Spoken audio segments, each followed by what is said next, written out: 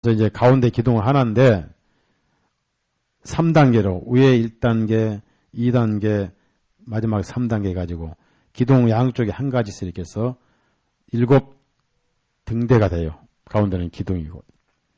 수없이 망치에 맞은 거예요. 그렇게 해서 우리 주님의 등대가 되시는데 이 첫째는 골고다의 고난을 의미하죠. 그렇죠? 망치에 맞아가지고 늘어지고 부서지고 그러면서 가운데 공간이 생겨서 파이프처럼 생기면서 기름이 올라가게 돼 있어요. 그러면서 이제 그 기둥에 붙여서 양쪽에 가지가 하나씩 붙어 있는데 정확한 교회를 의미합니다. 재밌는 것은 제가 킹제임 보면서 놀라운 게 하나 있는데 우리 성경을 빠졌어요. 여러분 책에다 한번 써보세요. 31절에 너는 정금으로 등대를 쳐서 만들되 그 밑판과 했는데 히즈 즉 히즈 그러니까 그의 밑판 옛날 그 킹제임스 옛날 영어 고 영어에는 그것이나 그나 그 같은 용법으로 쓰는데 여기는 특별히 31절 보면 히즈 그의 그의 그러니까 그것이나 그나 똑같다. 그래서 그의 밑판과 그의 줄기와 그의 잔과 그의 꽃받침과 그의 꽃을 이렇게 가운데의 기둥은 정확하게 예수님 말입니다. 수많은 고난과 골고다의 그 역경을 거쳐서 양쪽에 6가지가 생겨가지고 완벽한 7등대에 교회가 생긴 거예요. 교회는 하나의 유기체고 한 몸이죠. 그 망치에 맞아서 자기 모습이 없어져 가면서 거기에 아름다운 등대가 생긴 거예요. 그 어둠을 밝히는 등대로 바꿔졌죠. 그래서 가운데 기둥은 예수님이고 양쪽 가지는 거듭난 각 개체를 말합니다. 우리도 복음을 깨달을 때 망치로 맞았죠? 예? 하나님의 말씀에 자아의지가 깨지고 부서지고 등대의 가지가 된 거예요. 그래서 우리는 그분의 가지예요. 32절도 마찬가지. 32절도 그런 뜻이 되죠. 그러니까 우리가 예수님의 가지다 그랬어요. 우리 양쪽 옆구리가 갈비 몇 개인지 아세요? 예? 예, 따라합시다. 12지파. 이거 봐요. 이쪽에 12갈비는 12지파. 이쪽에 12갈비는 뭐예요? 12제자. 그래서 계시록의 합? 예? 24장. 이 가운데 양쪽 갈비가 12개인데, 그러면 이제 아담의 갈비는 몇 개겠어요? 예? 하나님이 뺏어버렸죠. 누구 만드더라고요. 그럼 우리도 하나 얻겠습니까? 뭐 그래 아니에요. 아담만 하나가 없어요. 우리는 양쪽에 12개씩입니다. 그럼 양쪽 이 덩어리에 척추에서 양쪽 12개씩 나와가지고 갈비는 척추가 갈비를 이렇게 지탱을 해요. 이 등대를 지탱하는 것은 기둥입니다. 그래서 철저하게 깨져가지고 말씀에 의해서 자신의 고집과 본성이 깨져서 예수님과 똑같은 형상으로 만들어져 가는 것이 등대예요. 자기 모습이 없어져서. 그렇게 해서 7가지가 된 겁니다. 완벽한 조화로운 가지. 이것이 등대예요. 거기서 빛을 잘 드러내기 위해서 이제 잔도 있고 뭐 꽃받침도 있고 뭐든 전부 한 덩어리. 교회는 한 몸입니다. 한 몸. 그래서 우리는 믿음으로 한 몸이 된 거예요. 그렇게 해서 조화로운 등대가 됐다. 32절 보면은 가운데 기둥을 빼면 양쪽에 둘씩 해서 그러니까 여섯이 되죠. 가지 여섯을 등대 곁에서 나오게 하되. 어디서 나오느냐면은 따라합시다. 옆구리에서. 예? 옆구리에서 나온 거예요. 등대 옆구리에서 가지가 나왔어요.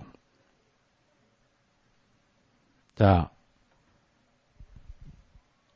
아담의 옆구리에서 가지가 나왔어요. 자, 장세히 찾아봅시다. 그래서 보통 이제 부인을 갈비라고 그러죠. 예? 갈비, 네, 갈비. 예? 예. 갈비. 자, 장세기 2장 봅시다. 왜 갈비뼈를, 갈비를 딸을 뽑으셨을까? 2장 21절입니다. 여호와 하나님이 아담을 깊이 잠들게 하시니 잠들매 그가 그 갈비뼈 하나를 취하고 살로 대신 채우시고. 세상에 아무리 잠이 깊어도 갈비를 뽑아가도록 모르고 이렇게 잠이 깊은 사람이 있었을까? 갈비를 훔쳐가도 모를 정도니까. 갈비는 뭘 의미합니까? 이 갈비에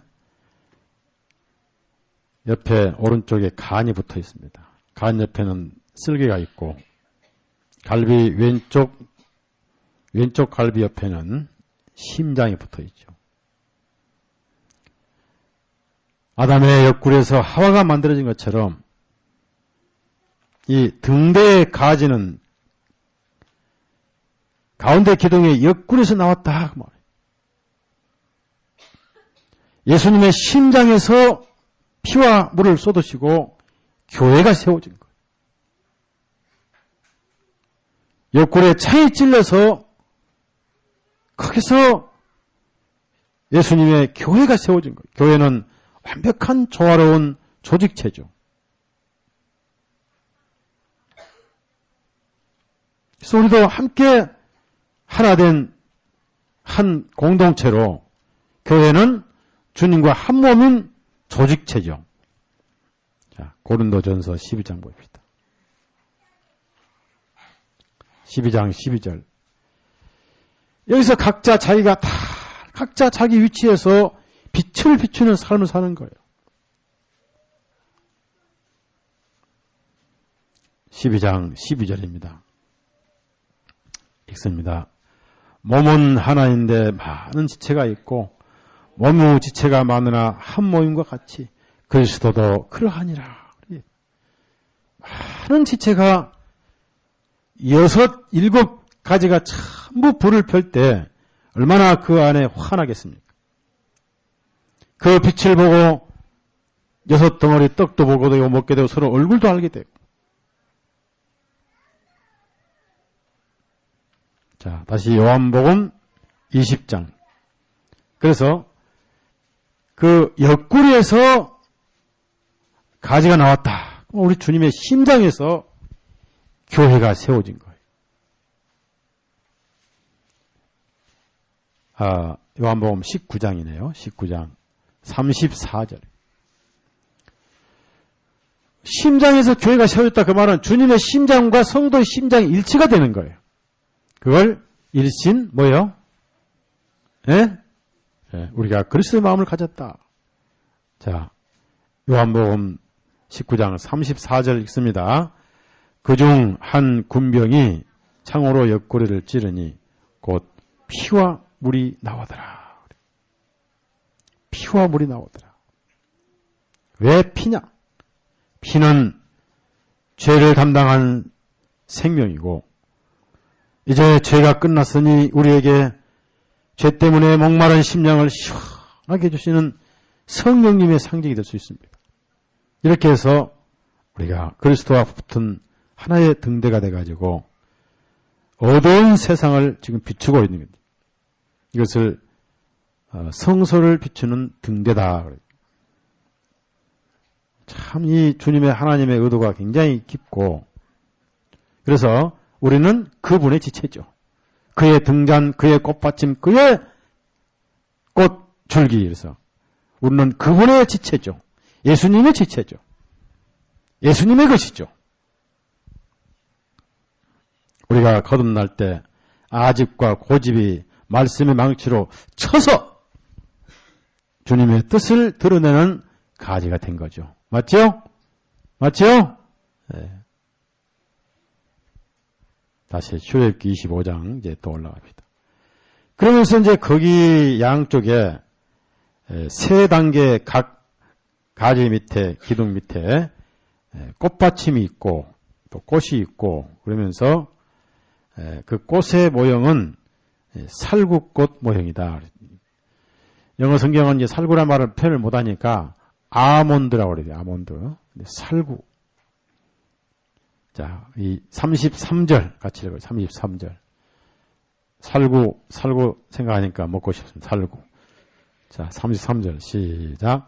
이편 가지의 살구꽃 형상의 잔색과 꽃받침과 꽃이 있게 하고, 저편 가지에도 살구꽃 형상의 잔색과 꽃받침과 꽃이 있게 하고, 등대에서 나온 6가지를 갖게 할지며. 예. 그러면 그 많은 꽃 가운데 왜 살구꽃이냐. 이스라엘도 봄, 여름, 가을, 겨울이 있어요. 겨울에 이번에 눈 많이 왔다고 하더라고요. 이스라엘에. 눈이 옵니다. 좀 적게 내리지만은 사계절이 뚜렷해요. 이스라엘도 있습니다. 좀 여름이 더 많고, 겨울이 덜 추우니까 비가 올 뿐이지. 헐몬산 가면 지금도 하얀 눈이 쌓여 있어요. 1년 내내 눈이 쌓인 게 헐몬산입니다. 녹아서 이제 주변에 이슬이 되고, 물이 돼서 갈릴리 호수로 와서 정체됐다가 이제 내려가는데, 그 물을, 사막을 뚫어서, 네게부 쪽으로 돌려가지고 네게부 사막을 이제 농지로 만들죠. 그런데, 헐몬의 이슬같이 뭐 이렇게 형제와 동료같이 아름다운 곳, 성령님의 의미를 의미하는데, 이스라엘 살구 굉장히 크고 맛있어요. 또 살구가 익으면 얼마나 보기 좋습니까? 근데 봄에 제일 먼저 꽃 피는 꽃, 여러분 아신 대로 얼른 대답해 보세요. 제일 먼저 피는 꽃. 이제 봄이 오니까. 예? 개나리, 또. 진달래, 또. 철쭉, 또. 아니, 철쭉은 한참 있다가 피죠? 또. 매화꽃, 또. 여러 가지 다 나오네. 근데, 열매를 가지는 꽃은 살구꽃밖에 없어요. 제일 먼저 피는 게. 자, 개나리 열매 있어요? 없어요? 없어요. 열매는 뭡니까? 생명이에요, 생명. 창세기 보면 열매는 생명이에요. 자, 우리가 먹는 쌀이 뭐죠? 열매예요, 열매. 열매가 생명이 있어요. 그래서 열매를 심을 때 생명이 나죠. 그렇죠? 그래서 씨 가진 열매라는 것이 생명이에요. 그래서 우리가 사실은 생명을 먹는 거예요. 자, 보리밥, 비록 보리지만 뭐예요? 생명이에요. 그렇죠? 자, 피자 뭐예요? 생명을 갈아 먹는 거 아니에요, 피자. 뭐예요? 밀. 그렇죠? 전부 생명이에요. 물론 뿌리 같은 것도 있긴 있지만 이건 주님의 부활을 의미합니다. 첫 열매요. 부활. 그 속에 교회가 살았는데 민수기 17장을 보시면 정확하게 거기도 아론의 지팡이가 살구 열매가 맺었더라는 거예요. 저는 성경을 연구하면서 좀 생각해 봤는데